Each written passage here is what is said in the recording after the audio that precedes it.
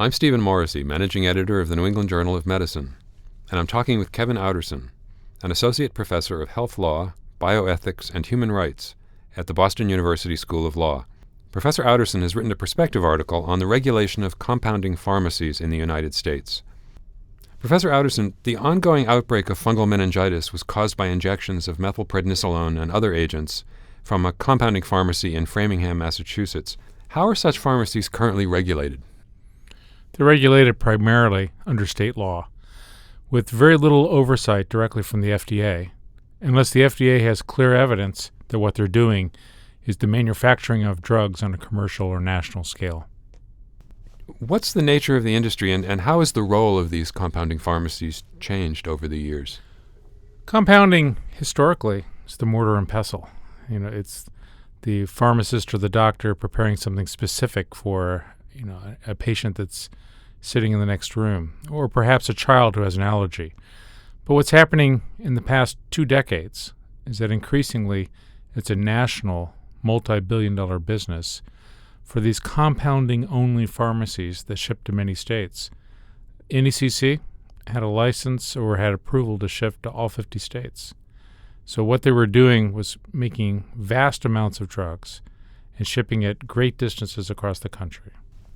Earlier this year, compounding pharmacies made the news as the good guys when KV Pharmaceuticals received FDA approval for Makena, a manufactured version of 17-alpha-hydroxyprogesterone caproate, or 17-OHP, which reduces the risk of preterm births, and the company began charging about 100 times what the compounding pharmacies had been charging for their versions of 17-OHP.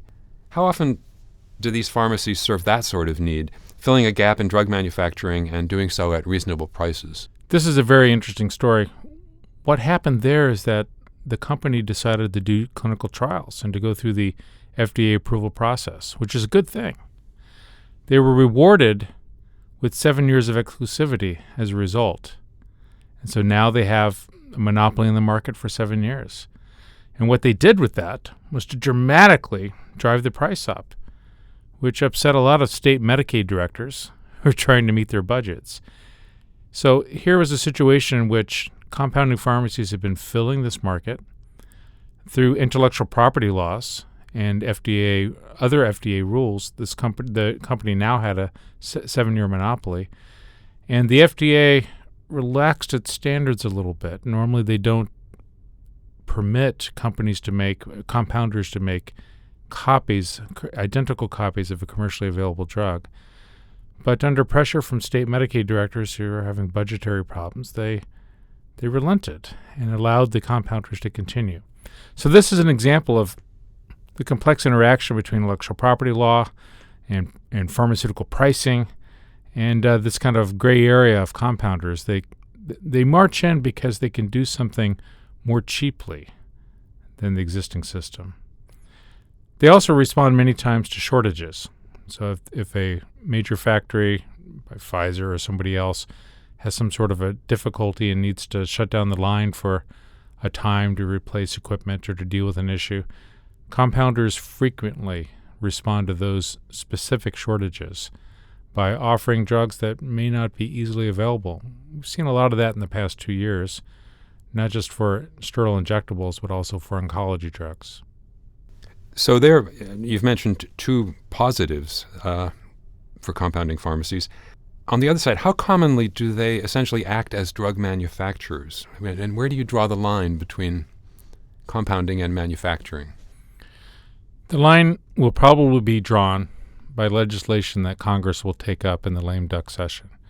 But currently, there's no clear line between what is, a compounding operation in a hospital serving only the patients of that hospital, something that no one thinks the FDA really wants to regulate. And on the other extreme, large operations shipping to 50 states, making sterile injectables in very unsterile situations like New England Compounding Center, resulting in the death of 25 people and sicknesses to hundreds of others. I think, in fact, that number has already gone up and may continue to rise. To what extent do you think this current case of contamination resulted from bad policy, and to what extent is it a matter of poor enforcement of existing regulations? In 2002, Massachusetts received reports that NECC had produced some problematic vials of this precise drug, and they visited NECC, did an on-site inspection. The FDA did not have authority to initiate their own inspection, but the FDA inspector went along as a guest of the state of Massachusetts. They took a look around. They issued a report. That report eventually turned into a draft consent decree. It took 2 years. And then attorneys were involved on behalf of NECC. And then without much explanation, at least not on the record so far, the Massachusetts Board of Pharmacy Regulation chose not to put the consent decree into force, but instead allowed them to just informally agree not to do it again without any sort of a public censure. And it's very interesting, this correspondence makes it clear that NECC was worried that if Massachusetts publicly disciplined this pharmacy, that 44 other states at that point might choose not to continue to allow NECC to ship products into their state. And on that basis, Massachusetts apparently backed off for some reason that's not disclosed in the record, and was satisfied that things were going to be better on a going forward basis. So there's a lot of interesting questions there. It's difficult for Massachusetts to regulate a business that's operating in 50 states. It's very difficult for a state like Tennessee, where a lot of the deaths have occurred, for them to regulate NECC. Tennessee Department of Health is not likely to send an investigator to visit a Massachusetts pharmacy, compounding pharmacy. And the FDA really was only allowed to come along as a guest and didn't have clear legal authority to intervene. So it's definitely a legal regulatory gray area that needs some clarity. In that regulatory gray area, have there been other examples of severe or widespread adverse effects with these products? Specifically from NECC, there was the case in 2002 that resulted in a death, and media reports that there was a settlement of that case before it went to trial.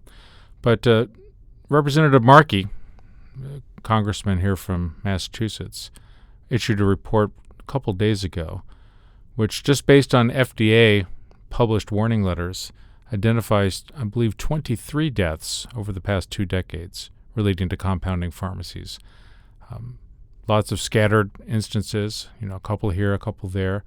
But it's striking that, a small number of deaths scattered over 2 decades doesn't get nearly the media attention that this situation has gotten. And as a result, now we have actual legislation reintroduced in Congress on this issue for the first time since 2007.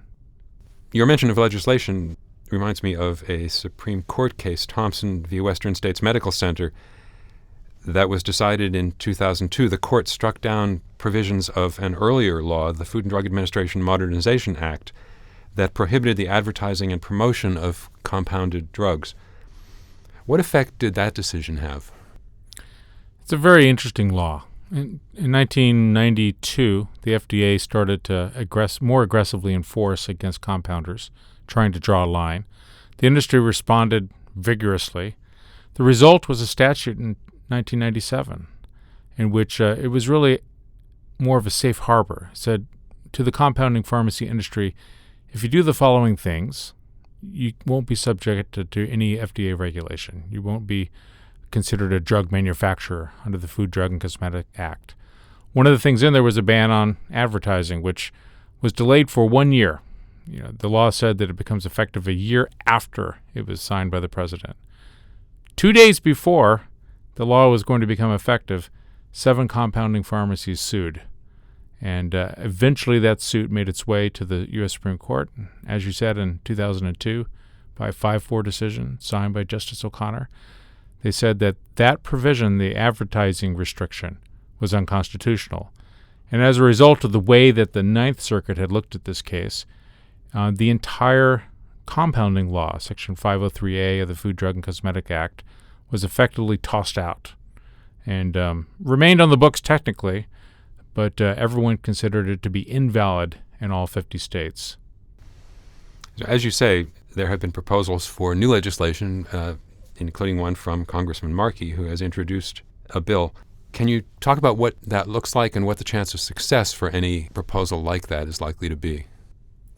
This would be the third or fourth time around on Congress trying to legislate in this area. So we had the 1997 law, which eventually the Supreme Court struck down in 2002. In 2003, Congress held hearings and thought about legislation, and the industry was successful in preventing any legislation at that time. In 2007, Senator Kennedy and Senator Roberts and others authored a legislation, again trying to expand the federal regulation of compounding, and it eventually went nowhere.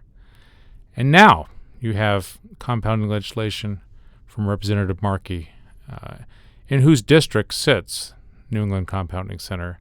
So he has a personal stake, personal interest in seeing this properly regulated.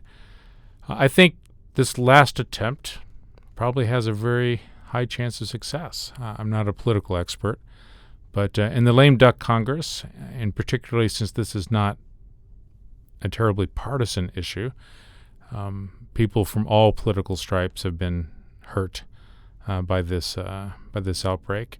I think it stands a chance. And the legislation, as drafted, it was released on November 1st, is actually remarkably restrained. It's not an FDA takeover by any stretch of compounding pharmacies. It keeps the traditional practice of compounding firmly under the control of the states and keeps hospital compounding firmly under the control of the states. But when a business goes interstate and begins industrial scale type operations, then the FDA has clear authority. And under the bill, the compounders would have to get a waiver from the FDA or approval from the FDA to begin that type of business. That is a radical change. The FDA has never had to be asked before somebody began to produce and sell these drugs across the country. Thank you, Professor Outterson.